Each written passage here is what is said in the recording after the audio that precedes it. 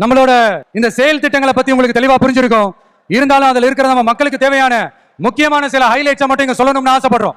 நாம முக்கியமா ரொம்ப கவனம் செலுத்த வேண்டியது பெண்களுக்கும் குழந்தைகளுக்கும் வயசான பெரியவங்களுக்குமான பாதுகாப்புல தான். அதை உறுதி செய்யறதுக்குன்னே அதுக்குன்னு ஒரு தனித்துறையும் இலாக்காவும் ஏற்படுத்தணும். இன்னொரு முக்கியமான பாயிண்ட், ஏற்றத்தாழ்வு இல்லாத கல்வி, மருத்துவ வசதி, நல்ல குடிநீர் எல்லாத்தையும் எல்லாருக்கும் சமமா கிடைக்க செய்யணும்.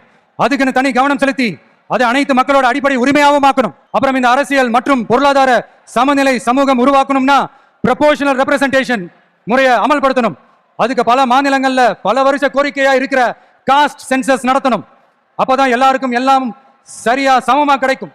அதுதான் சரியான சமூக நீதிக்கான அணுகுமுறையாகவும் இருக்கும். அப்புறம் இன்னொரு முக்கியமான பாயிண்ட், இது ஒரு அரசியல் அணுகுண்டு. Yes, it's a political bomb. மக்களோட மக்களா நாம இனிமே களத்துல தொடர்ந்து நிக்க போறோம். நமக்கு எப்பவுமே நம்மள நம்பி வர்றவங்கள அரவணைச்சு தானே பழக்கம். அதனால நம்மள நம்பி நம்மளோட களம் காண வர்றவங்களுக்கும் ஆட்சி அதிகாரத்துல பங்களிப்பு தந்து அதிகார பகிர்வு செய்யப்படும்.